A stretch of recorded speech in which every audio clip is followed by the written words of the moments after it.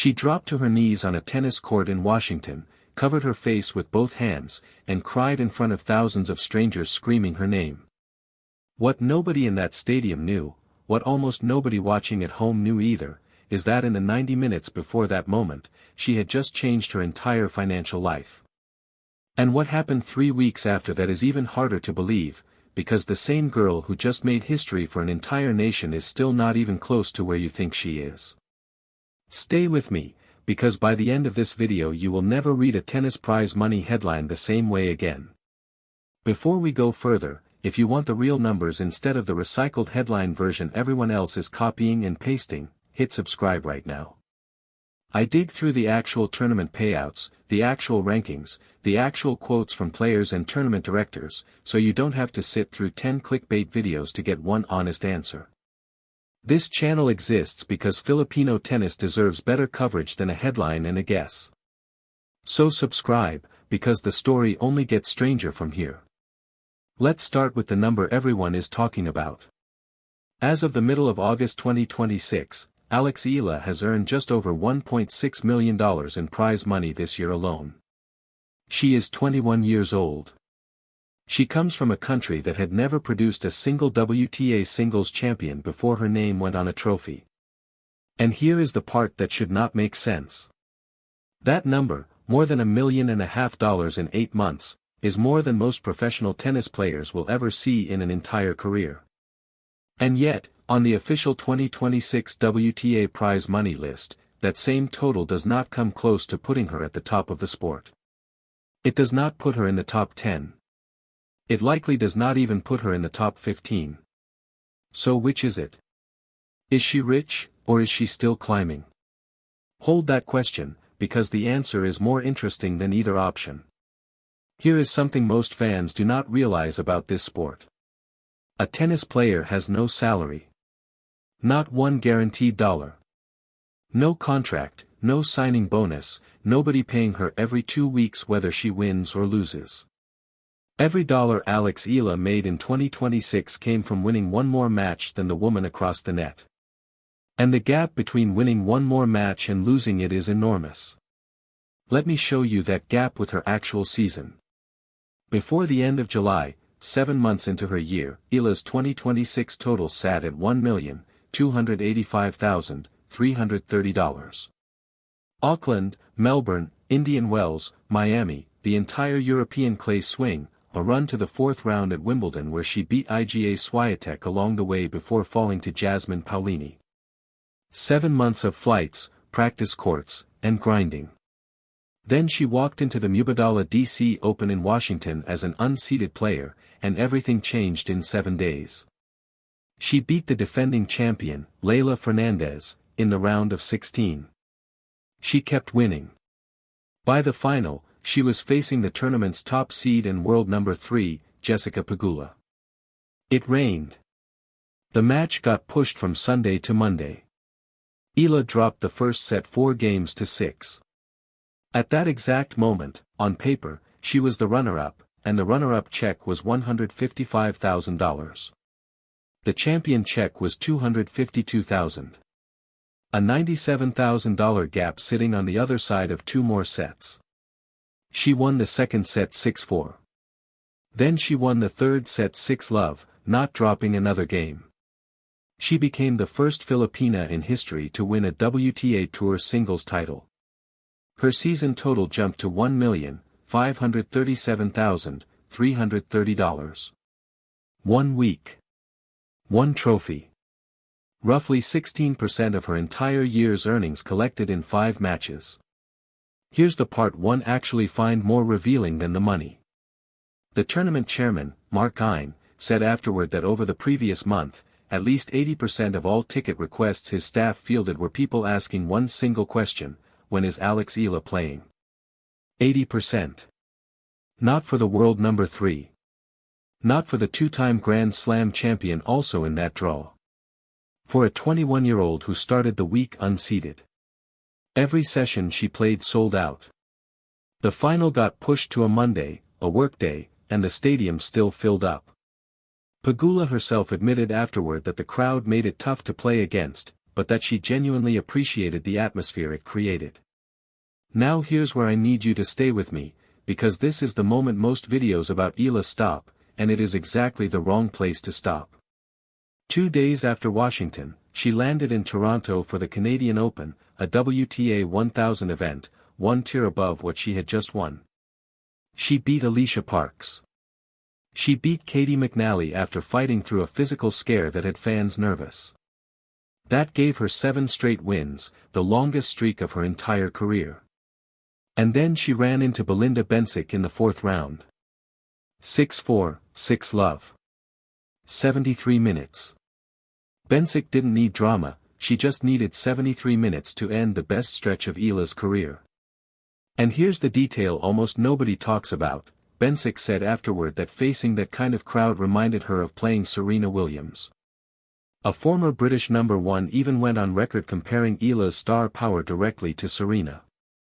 Think about that for a second.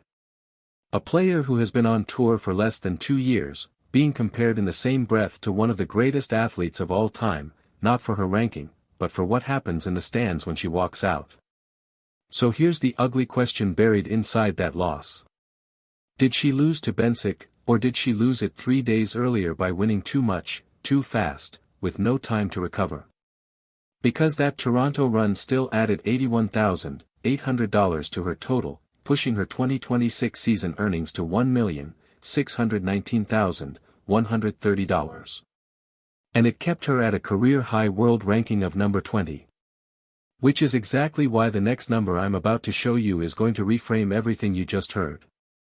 Here is the top of the actual 2026 WTA prize money list. Linda Noskova leads the entire tour with just over $6,188,000, and here's the detail that will make your jaw drop, nearly $4,830,000 of that came from a single tournament. 1 Wimbledon. 14 days in London paid Noskova more than 3 times what Alex Eala has earned across her entire 2026 season combined, Auckland to Melbourne to Indian Wells to Miami to the clay swing to Wimbledon to Washington to Toronto, all of it. Behind Noskova sits Mira Andreeva with $5,580,000. Then Aryna Sabalenka at just over $5 million. Then Elena Rybakina. Then Karolina Muchova. Iga Swiatek, 6-time Grand Slam champion, sits at number 10 with roughly $2,246,000, and even that number is more than Eala's entire year. Here is the analogy that finally made this click for me. Imagine you just had the single best sales year of your career. You broke a company record that had stood for years. Your name goes on a plaque. Your family is proud. Then you walk into the office, look at the leaderboard on the wall, and you're standing somewhere in the middle of the department. That is exactly where Alex Eala is right now. Because breaking a national record and breaking into tennis's financial elite are 2 completely different races. National history can be written in 1 great week. The real money in this sport is won at 4 tournaments a year, the Grand Slams, and Eala has not gone deep at a single one of them yet. Her best major result so far is a 4th round at Wimbledon. So if your picture of that $1.6 million season just flipped, tell me in the comments, did you think she was already a top 10 earner before this video? I want to know how wide that gap really is between what people assume and what the spreadsheet actually says. Now here is the part nobody else is putting together, and it's the entire reason I made this video. Prize money only measures what a player takes out of a tournament. It says nothing about what she puts into one. Remember that 80% ticket figure from Washington? It wasn't a one-city story. Days later in Toronto, tournament staff watched entire sessions sell out within 30 minutes of being scheduled, twice, in 2 different countries, around the same player. Filipino flags filled sections of a Canadian stadium for a Filipina tennis player. When rival players start describing the crowd instead of the match, you are no longer looking at a ranking. You are looking at a commercial asset, and there is no line on the official WTA website that records that number. And this is where her financial picture actually gets bigger than the prize money list suggests.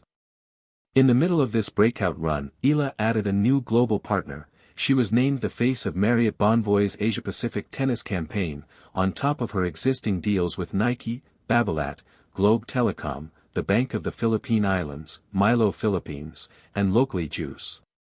Most net worth estimates you'll find online for her still sit in the $1 to $1.5 million range, but almost every single one of those was calculated before Washington, before the top 20 ranking, before 80% of ticket demand in a U.S. capital city belonged to one player. Those numbers are already out of date the moment you read them. Here's the detail that really puts it in perspective. She lost that ugly match to Bensic in Toronto, 6-4, 6-love.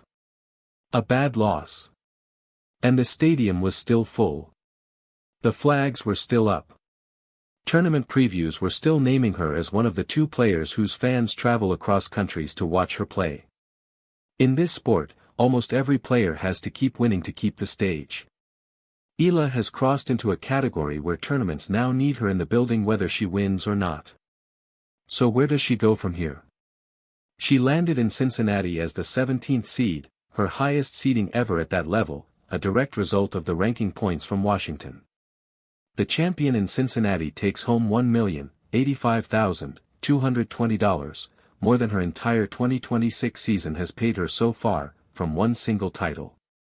And 2 weeks after that comes the U.S. Open, the single richest event in tennis, running from August 30th through September 13th. If she can push her ranking into the top 16 before the draw is made, she gets a protected seed at the tournament that pays more than any other event in the sport. Everything I just spent the last 15 minutes breaking down for you could look completely different by the middle of September. And that's exactly the video I'm already building, because if prize money is genuinely the smaller half of what Alex Eala is worth right now, the real question nobody has answered yet is how big the other half actually is.